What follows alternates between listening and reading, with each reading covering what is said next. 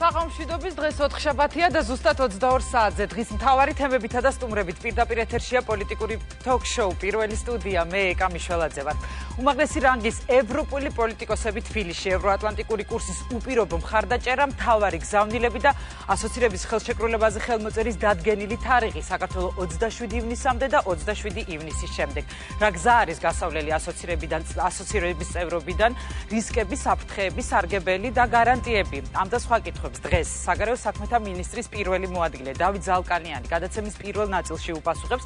მეორე ბლოკში კი კამათი და ურთიერთბრალდებები პლენარულ სხდომაზე უკანონო მოსმენების კანონპროექტისა და საპარლამენტო საგამოძიებო კომისიის ინიციატივის თაობაზე. დეპუტატების პირდაპირ ჩართვა ქუთაისიდან დაგველოდეთ პირდაპირ ეთერში რამდენიმე წუთში დავკვირდებით. ვიმედოვნებ, რომ საქართველოს გახდება უფრო მიმზიდველი ასოცირების ხელშეკრულების ხელმოწერის შემდეგ და ყველა ქართველი სიამაყით იტყვის ეს ჩემი ქვეყანა, ჩემი სახლია. საქართველოს ევროპული არჩევანი საფრანგეთისა და ევროსაბჭოს პრეზიდენტების გზავნილები და მხარდაჭერა ევროატლანტიკური ინტეგრაციის გზაზე. განსაკუთრებული სტუმრიანობა, უმაღლესი რანგის ვიზიტები და ასოცირების ხელშეკრულების ხელმოწერის გაცხადებული თარიღი. რა შეიცვლება ქვეყნისთვის 27 ივნისის შემდეგ და რა სარგებელს მოუტანს ხალხს ასოცირების ხელმოწერა. ასოცირების მნიშვნელობა უსაფრთხოების თვალსაზრისით ტერიტორიული მთლიანობის აღდგენის, ეკონომიკური აღმავლობისა და ადამიანის უფლებების დაცვის კუთხით.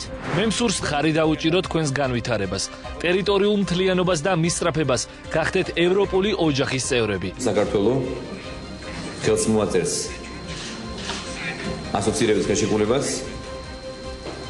27 ივნისს. ეს არის რასთავარი ჩვენი ხალხის არჩევანი. კიდევ ერთ ევროპულ ფასეულობაზე მსჯელობა პარლამენტში, გამკაცრდება თუ არა კონტროლი ფარული მოსმენებისა და თვალთვალის შესახებ. დებატები და კამათი საკანონმდებლო ორგანოში. ხორციელდეს მხოლოდ მაშინ ფარული ღონისძიებები, თუ ის გათვალისწინებულია კანონით, თუ წარმოადგენს აუცილებელ შესაბამის და პროპორციულ საშუალებას ლეგიტიმური მიზნების მიღწევისათვის. საფრთხეები ყველა შემთხვევაში არსებობს, მათ შორის ოპერატიულ მობილურ ოპერატორებთან მიმართებაშიც, თუმცა სახელმწიფო და კანონები იმიტომ არსებობდნენ, რომ ყველა ესეთი შესაძლო საფრთხე გავითვალისწინოთ. დღის მთავარი თემები და პასუხი ყველა კითხვაზე. საგარეო საქმეთა მინისტრის მოადგილე დავით ზალკალიანი, საქართველოს საპარლამენტო უმრავლესობისა და უმცირესობის წევრები ირაკლი სესიაშვილი და გოგა ხაჩიძე დღეს სტუმრად პირველ სტუდიაში.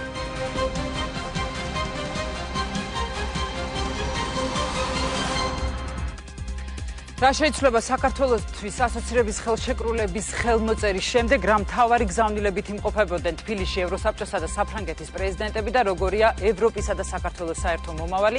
დავით ზალკალიანია დღეს ჩემი სტუმარი, როგორც უკვე მოგახსენეთ, ბატონ დავით, დიდი მადლობა და მოგესალმებით. დიდი მადლობა მოწვევისთვის. ბატონ დავით, რომპეი თბილისში საკმაოდ მკაფიო და მკვეთრი გზავნილებით ჩამოვიდა და საკმაოდ მხარდამჭერი განცხადებები გააკეთა საქართველოსთან მიმართებაში. თქვენ რას ელით, რა სახის მხარდაჭერას ელით 27 ივნისამდე და მას შემდეგაც, რა თქმა უნდა? ძალიან მნიშვნელოვანია, რომ მთელი ამ ბოლო პერიოდის განმავლობაში საქართველოს ძალიან წარმომადგენლობითი და მაღალი დონის დელეგაციები სტუმრობდნენ. მე დავიწყებ ცოტა უკან წავალ საფრანგეთის და გერმანიის საგარეო საქმეთა მინისტრების ვიზიტი, რომელსაც შემდეგ მოყვა უკვე საფრანგეთის პრეზიდენტის ვიზიტი და დღეს ჩვენ მასპინძლობდით ევროკავშირის პრეზიდენტს რომპეის, რომელმაც მართლაც ძალიან მკაფიო გზავნილები გააჟღერა იმასთან დაკავშირებით, რომ საქართველოს ევროპული არჩევანი არის შეუქცევადი. ყველა ეს ვიზიტი მიუთითებს იმაზე, რომ საქართველოს აქვს ცალსახა მხარდაჭერა ჩვენი ევროპელი პარტნიორებისგან, ევროკავშირის უმაღლესი ხელმძღვანელობისგან.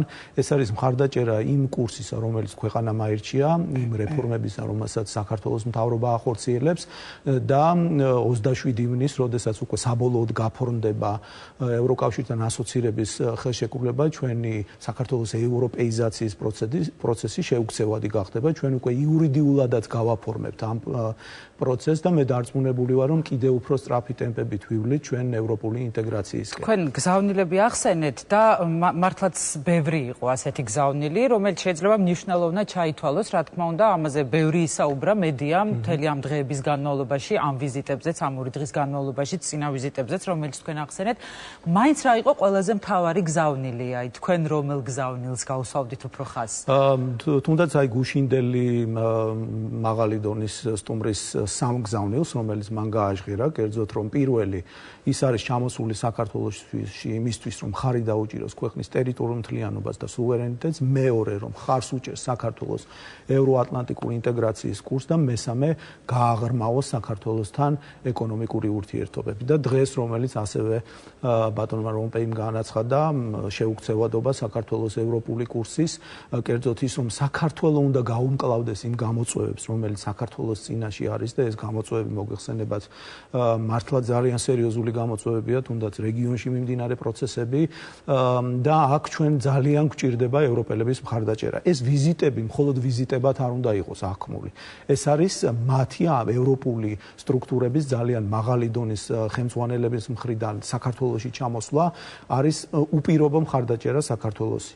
და როდესაც ეს ვიზიტები გრძელდება, არ დასრულებულა, მინდა გითხრათ, რომ კვლავ გაგრძელდება. ველით ივნისში მნიშვნელოვან ვიზიტებს, არა მარტო საქართველოში, არამედ ჩვენი ხელისუფლების წარმომადგენლების ვიზიტებს მნიშვნელოვან დედაქალაქებში, ველით ევროპის საბჭოს პრეზიდენტის ბაროზოს ვიზიტს, ასევე მინდა შევახსენო ჩვენს ტელემაყურებლებს, რომ ივნისის დასაწყისში უმნიშვნელოვანესი ვიზიტი არის დაგეგმილი საქართველოს პრემიერ-მინისტრის ოფიციალური ვიზიტი გერმანიის ფედერაციულ რესპუბლიკაში. მოგეხსენება თუ რაოდენ მნიშვნელოვანი ქვეყანაა გერმანიის ფედერაციული რესპუბლიკა ევროკავშირში, ერთ-ერთი წამყვანი ქვეყანაა, მოგეხსენებათ მთელი ეს პერიოდი, როდესაც ევროპა მნიშვნელოვანი კრიზისის წინაშე იდგა, გერმანია იყო ერთ-ერთი მთავარი გამწევი ძალა საფრანგეთთან ერთად, რომელმაც მოახერხა ევროკავშირის ამ კონსოლიდაციის გამყარება და თუნდაც ამ კრიზისის დაძლევაში მათი წვლილი ძალიან მნიშვნელოვანია და მინდა ხაზი გაუსვა იმ ფაქტს, რომ მათი სიტყვა ევროკავშირში ძალიან ფასეული არის და ძალიან მაღალი წოდება. და არა მარტო ევროკავშირში. არა მარტო ევროკავშირში. ბატონ დავით, კერის ვიზიტზეც იყო, ჯონ კერის ვიზიტზეც იყო საუბარი, რამდენიმე თვის წინ ეს ინფორმაციაც გახდა ჩვენთვის მედიისთვის ცნობილი. ამასთან დაკავშირებით თუ არის უკვე რაღაც მეტი კონკრეტიზაცია? იყო საუბარი პრემიერ-მინისტრის ვაშინგტონში ვიზიტის დროს, როდესაც თეთრსახში იყო შეხვედრა პრეზიდენტთან, ვიცე-პრეზიდენტთან, სენატორებთან, კონგრესმენებთან, რა თქმა უნდა, ჩვენ ჩავატარეთ ძალიან მნიშვნელოვანი ომნიბუსის შეხვედრა, რომელსაც თავმჯდომარეობდა სახელმწიფო მდივანი კერი ამერიკის მხრიდან, საქართველოს მხრიდან, საქართველოს პრემიერ-მინისტრი. მუშაობთ ამაზე, მოგეხსენებათ, ძალიან გადატვირთული გრაფიკი არის უკრაინის კრიზისმა და უკრაინის მოვლენებმა, იქ შექმნილმა მდგომარეობამ ძალიან ბევრ ევროპულ და მსოფლიო ლიდერს შეუცვალა, ასე ვთქვათ, გრაფიკი. ამიტომ ამაზე მუშაობა გრძელდება. და მე დარწმუნებული ვარ, რომ საქართველოს ამერიკის შეერთებული შტატების მხრიდან მაღალი დონის მხრიდან ყურადღება არ დააკლდება მომავალში. თქვენ გზავნილებზე საუბრისას აღნიშნეთ ეს მხარდაჭერა, იგივე ტერიტორიული მთლიანობასთან დაკავშირებით, ქვეყნის უსაფრთხოებასთან დაკავშირებით და ძალიან ბევრი არის ასევე საუბარი განსაკუთრებით მოსახლეობაში, თვითონ იმ სარგებელთან თუ რას მიიღებს საქართველოს ასოცირების ხელშეკრულებაზე ხელმოწერის შემდეგ. 27 ივნისი ახლოვდება საბედნიეროდ და იმედი მაქვს, რომ ამ გზასაც უმტკივნეულოდ გავივლით, რაც დარჩენილია 27 ივნისამდე. მე მინდა რომ მოკლედ კიდევ ერთხელ გთხოვოთ, ვინაიდან მე თვითონაც მისვავენ ხშირად ამ კითხვას და შესაბამისად მე ხავ სარგებლობ შემთხვევით, რომ თქვენ ჩემი სტუმარი ხართ. თუ შეგიძლიათ რომ მოკლედ კიდევ ერთხელ ის რასაც მიიღებს ქვეყნის მოსახლეობა, რა სარგებელს კონკრეტულად? დიდი მადლობა რომ ეს კითხვა დასვით. მე გახდით მთავარი მომლაპარაკებელი ევროკავშირთან ასოცირების ხელშეკრულების, ჩემთან ერთად ძალიან დიდი გუნდი მუშაობდა ამ ხელშეკრულებაზე. ჯერ კიდევ წინა ხელისუფლების დროს დაიწყო, შემდეგ ჩვენ გადმოვიბარეთ და მნიშვნელოვანი რაუნდები, მნიშვნელოვანი საკითხები უკვე ჩვენი ხელისუფლების პერიოდში შეთანხმდა. მე მინდა ვისარგებლო შემთხვევით და ყველა უწყების წარმომადგენელს, ვინც ჩემთან ერთად ამ მოლაპარაკებებში იღებდა მონაწილეობას, მათ შორის წინა ხელისუფლების წარმომადგენლებმა, რომლებმაც მოიტანეს იმ ეტაპამდე, საიდანაც ჩვენ გავაგზავნეთ, ყველას მადლობა გადაუხადო. მართლაც ძალიან ვრცელი დოკუმენტი არის, 1000 გვერდიან დოკუმენტზე ინიციერება, მე ვამაყობ, რომ ამ დოკუმენტის ინიციერება მოვახდინე ვილნიუსში და ეს დოკუმენტი მოიცავს ყველა მიმართულებას, პოლიტიკურ მიმართულებას, მოიცავს რეფორმებს მართლმსაჯულების მიმართულებით, მოიცავს ეკონომიკური თავისუფალი ვაჭრობის და მოგახსენებთ, რომ ეს არის ახალი ტიპის ხელშეკრულება, ეს არის ევროკავშირსა და ასე ვთქვათ, არა ევროკავშირის წევრ ქვეყანას შორის, სადაც გაწერილი არის ის მნიშვნელოვანი რეფორმები, რომელიც ევროკავშირისკენ მიმავალმა ქვეყანამ უნდა განახორციელოს ყველა მიმართულებით. საუბარია პოლიტიკურ თანამშრომლობაზე, რომ ეს თანამშრომლობა გაძლიერდება მხარდამჭერა ევროკავშირის მხრიდან, თუნდაც იმ ჩვენი ტერიტორიული პრობლემებთან მიმართებაში.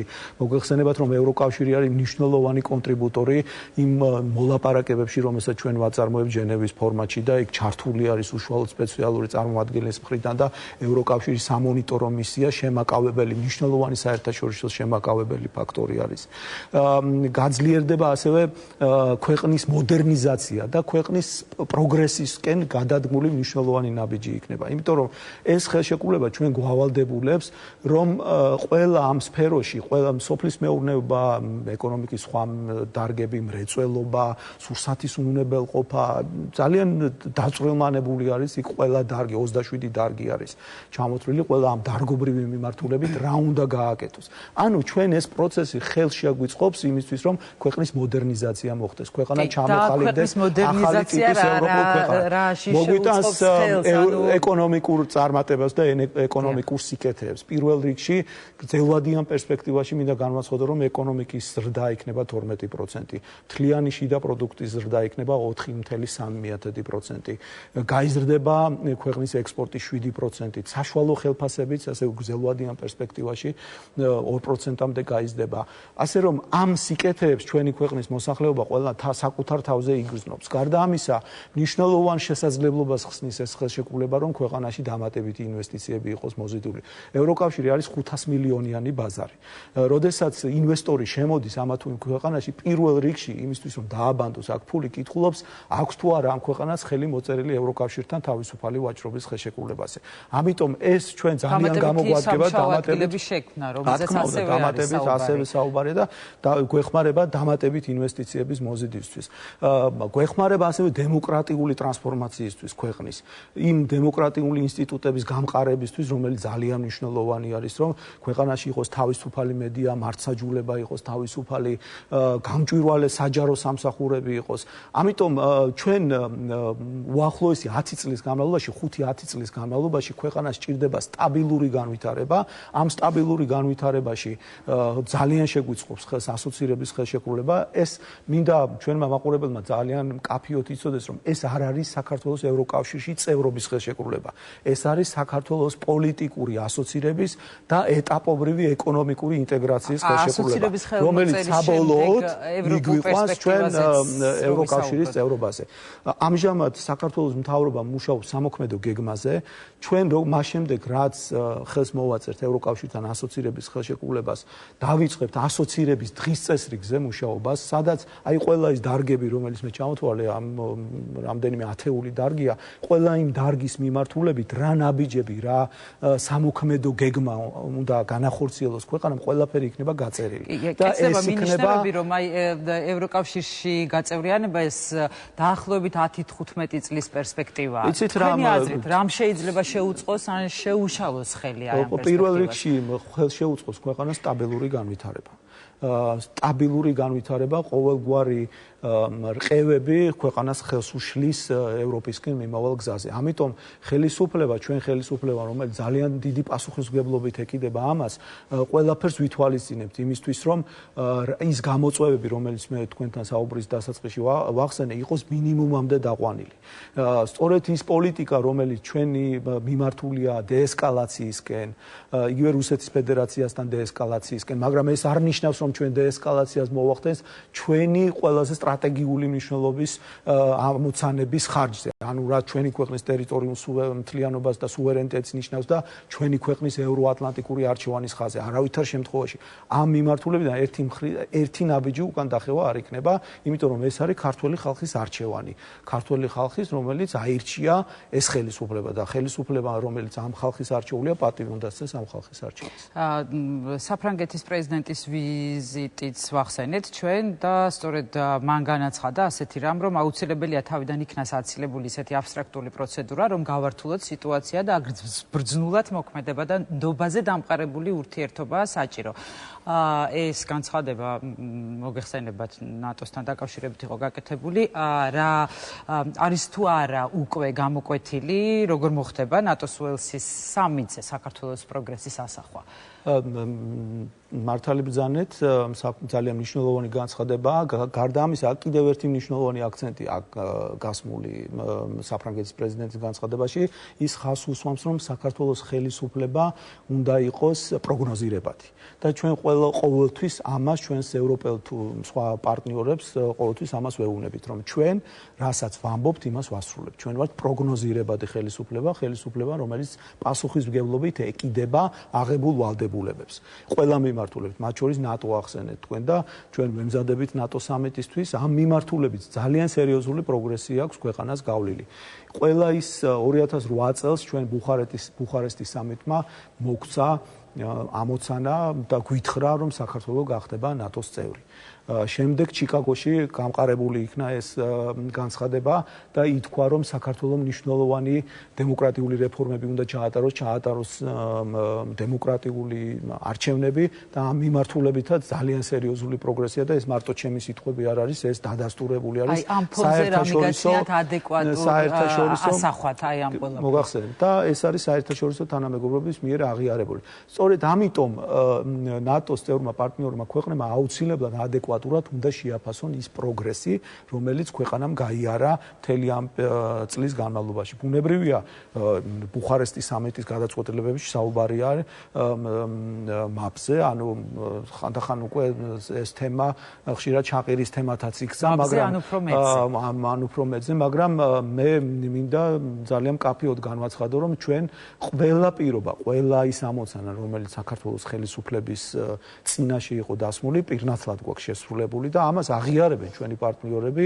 იმ ორხრივ შეხვედრებში, რომელიც ჩვენ გვაქვს, მინდა შეგახსენოთ ძალიან წარმატებული ნატო საქართველოს კომისიის ხდომები, ყოველწლიური პროგრამა, ეროვნული პროგრამა, რომელიცაც უმაღლესი შეფასება მიეცა, მინდა იძლევა იმის გარანტიას და საფუძველს, რომ საქართველოს მიერ გავლილი ეს პროგრესი იქნება ადეკვატურად შეფასებული უელსის სამიტზე. მე არ მინდა ეხლა სპეკულაციები, ბუნებრივია იმასთან დაკავშირებული, ეხლა თქვა რაში გამოიხატება ეს, ბუნებრივია. თუმცა იცით რა იქნება ეს და რაში გამოიხატება? ეს პროცესი ჯერ დასრულებული არ არის.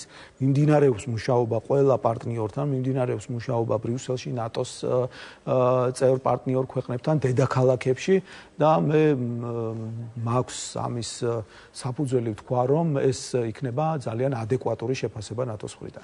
კარგით, დღეს ასევე საფრთხეებთან დაკავშირებით კიდევ მინდა გითხოთ, დღეს ბლუმბერგმა გაავრცელა რუსეთის საგარეო საქმეთა მინისტრის პოზიცია, რაც პრინციპში ჩვენთვის ახალი არ არის, ყველამ კარგად ვიცით, თუმცა მაინც მინდა ამასთან დაკავშირებითაც მოვისმინო თქვენი შეფასება. ლავროვი ამბობს, უკრაინის და საქართველოს ნატოში გაწევრიანება რუსეთის ეროვნული უსაფრთხოებისთვის კრიტიკულ საფრთხეს წარმოადგენს და ეს არის ის, რასაც რუსეთი უბრალოდ არ მიიღებს. როგორ უნდა მოახდინოს საქართველოს რუსეთის აი ამ მიდგომის დაძლევა? ეს რუსეთის პოზიციაა, ლავროვის პოზიციაა, მაგრამ საბედნიეროდ რუსეთს არ აქვს ვეტოს დადების უფლება ნატოს გადაწყვეტილებებზე. ნატო საქართველოს ურთიერთობები, ეს არის ნატო საქართველოს ურთიერთობები. ამიტომ რუსეთი ვერანაირად ვერ ჩაერევა ნატოს მიერ გადაწყვეტილების მიღებაში. თუმცა პროვოკაციებს გამორიცხავთ? ჩვენ პროვოკაციებს სწორედ მაგაზე მქონდა მე საუბარი, რომ ხელისუფლება, რომელიც ძალიან პასუხისმგებლობით ეკიდება ამ არჩევანს და ამ მიმართულებას ჩვენ ქვეყნის ევროატლანტიკური კურსის ყველანაირად ვცდილობდა, მე მგონი გავლილი გზა, რაც აქამდე გამოვიარეთ, იმის დასტურია, რომ ჩვენ ძალიან ბევრი პროვოკაცია ავიცილეთ თავიდან. თუნდაც ის ფაქტი, რომ მაგალითად იყო ამ მავთულხარდების ინტენსიფიკაციის პროცესი, რაც დიწილად დამოკიდებული იყო ხელის შეშლაზე, ხო, ჩვენი ევროატლანტიკური ინტეგრაციისკენ მიმავალ გზაზე. თუნდაც ის ფაქტი, რომ საქართველოს მიუხედავად იმისა, რომ ძალიან რთული იყო ჩვენთვის სოჭის ოლიმპიურ თამაშებში მონაწილეობის მიღებაზე დათანხმება, გამომდინარე იქიდან, რომ ეს ხდებოდა ქვეყანაში, რომელსაც ოკუპირებული აქვს ჩვენი ქვეყნის ტერიტორიების 20%, მაგრამ ჩვენ მივიღეთ ეს გადაწყვეტილება, რომელიც დიდი ნაწილისთვის ჩვენი მოსახლეობის მოსახლეობისთვის არ იყო მისაღები გადაწყვეტილება, მაგრამ ეს იყო ხელისუფლების გადაწყვეტილება, რომელიც პასუხისმგებლობით ეკისრება მის მიერ აღებულ ვარდებულებებს. ამიტომ ჩვენ არანაირად ამ ყველაფერს საქართველოს ხელისუფლება გასაგებია თქვენი პასუხის მიმართულება. არ უნდა მივცეთ არანაირი საბაბი მათ, რომ პროვოკაციაზე წამოგვეგონ ან რაღაცნაირად გვიბიძგონ იქითკენ, რომ უპასუხოთ ამ პროვოკაციულ ქვეყნებს. თუმცა მეორე საკითხია ასევე ის ბერკეტები, რომელიც და აქვს თუ არა რუსეთს ბერკეტები, რომელიც მან შეიძლება გამოიყენოს სწორედ იმისთვის, რომ აი ამ პროცესს ხელი შეუშალოს. მე გულისხმობ როგორც ქვეყნის შიგნით, ასევე ქვეყნის გარეთ. რა თქმა უნდა, ქვეყნის შიგნით ბერკეტებზე მოგახსენეთ იმ პროვოკაციებზე, რომ ის პროვოკაციები შესაძლებელია, რომელიც განხორციელდა და შესაძლებელია განხორციელდეს, ამაზე ჩვენი რეაქცია უნდა იყოს ადეკვატური და უნდა იყოს გამსჭვალული გონიერებით. გარეთ რაც შეეხება, მოგეხსენებათ, რომ რუსეთი ნატოს წევრი არ არის. და მას არ აქვს ნატოს გადაწყვეტილებაზე ვეტოს დადების უფლება. გახსოვთ თქვენ მე ბალტიის ქვეყნების მაგალითი მინდა გავიხსენო, როგორ განსაკუთრებული სიმწვავით აჟღერებდა რუსეთის ხელისუფლება საკუთარ პოზიციებს ბალტიისპირეთის ქვეყნების ნატოში გაწევრიანებასთან დაკავშირებით. მაგრამ ეს ხო მოხდა და რუსეთის ფედერაციასაც მოუწია, რომ შეგუებოდა იმ სიტუაციას, რომელიც იმჟამად მიიღო ის გადაწყვეტილება ნატოს წევრმა ქვეყნებმა და ბალტიის წევრებმა. ბალტიის წევრ ქვეყნებში მინდა შეგახსენოთ, რომ მაშინ კიდევ უფრო რთული სიტუაცია იყო. რუსეთის ფედერაციის ნაწილები ჯერ კიდევ იქ იყო. და ამიტომ გარკვეული სირთულეებიც იყო. მე შეიძლება გარკვეული შემომედაონ კიდევაც, რომ მაშინ რუსეთის ფედერაცია ისეთი არ იყო, როგორც დღეს არის, ამაშიც არის გარკვეული სიმართლე. მაგრამ კიდევ ერთხელ ხას უსვამ, რომ რაც ჩვენზე არის გასაკეთებელი, ჩვენ უნდა დავეხმაროთ ევროპელებს და ნატოს პარტნიორ ქვეყნებს, რომ ისინი დაგვეხმარონ ჩვენ ამ ჩვენი მიზნის მიღწევაში. აი ასოცირების ხელშეკრულებასთან დაკავშირებით ამ პერსპექტივებზე თქვენ ისაუბრეთ ასევე ვრცლად, მაგრამ არის ვალდებულებებიც ასევე, ხო, რომელიც შესასრულებელი აქვს ქვეყანას.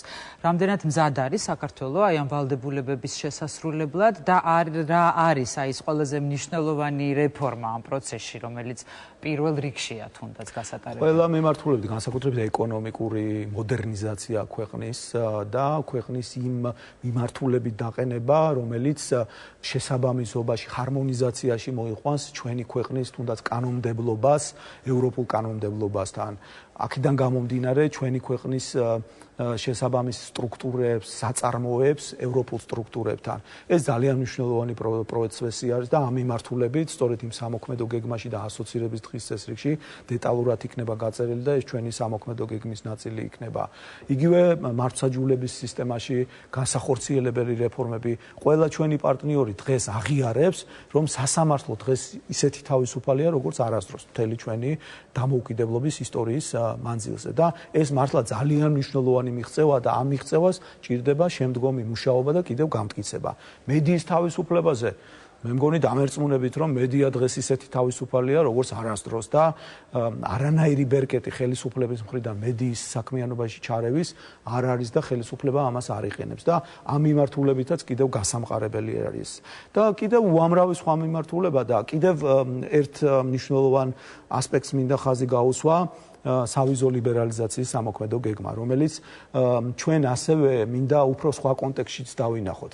კონფლიქტების მოგვარების კონტექსტში და ჩვენი ქვეყნის ტერიტორიული მთლიანობის აღდგენის კონტექსტში. იმიტომ რომ ეს არის შესაძლებლობა ჩვენი აფხაზი და ოსი ძმებისთვის, რომ მათ, როდესაც საქართველოს მიიღებს ევროპასთან თავისუფალ სავიზო მიმოსვლას, რომ მათ ეს სიკეთეები გამოიყენონ. ვიცი, დარწმუნებული ვარ, მე მაქვს ამის განცდა და გარკვეული ინფორმაციაც, რომ მათ ეს ძალიან აინტერესებთ. ამიტომ ამ მიმართულებით თუნდაც ის ძალიან მნიშვნელოვანი ორ ეტაპად იყო ჩვენი სამოქმედო გეგმა დაყოფილი იმისთვის, რომ საქართველოს მიიღოს თავისუფალი სავიზო რეჟიმი პირველი ეტაპი ჩვენ ძალიან წარმატებულად გავიარეთ, თუმცა იყო ძალიან მტკივნეული თემები, იგივე თქვა ანტიდისკრიმინაციული კანონი, რომელიც ერთ-ერთი შემადგენელი ნაწილი იყო ჩვენი პირველი ფაზის, ანუ საკანონმდებლო ფაზის.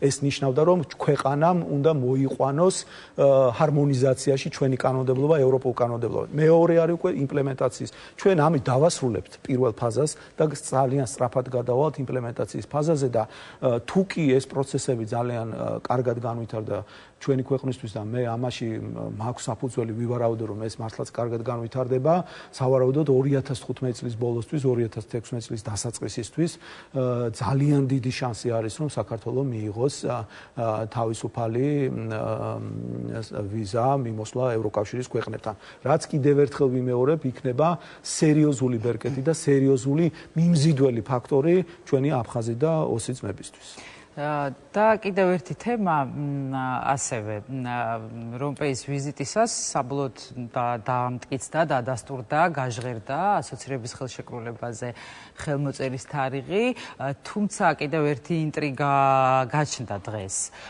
ეს იყო თემა თუ ვინ მოაწერს ამ ხელშეკრულებას ხელს ყველას უნდა ხელშეკრულება ჩემ მეგობრების საბოლოო გადაწყვეტილება როდის და რის საფუძველზე იქნება მიღებული ბატონ დავით თუ შეგიძლიათ მნიშვნელოვანია ეს ხელშეკრულება ჩემი მეგობრების აზრით მოვისმინე პარლამენტარების რომ ისინიც გამოთქვამდნენ სურვილს რომ ამ ხელშეკრულებას ხუმრობით რა თქმა უნდა დღეს მეც გამოვთქვი მაგაზე სურვილი და ყველა გამოთქვამს და კოლექტიურად მზად ვართ მოვაწეროთ დღელი ძალიან მნიშვნელოვანია მე დარწმუნებული ვარ რომ გადაწყვეტილება მიღებული იქნება ქვეყნის ხელისუფლება საქართველოს აუცილებლად საქართველოს სახელმწიფო მოაწერს ამ ხელშეკრულებაზე ხელს იცით თქვენ რომ მთელი ეს პროცესი აღმასრულებელი ხელისუფლების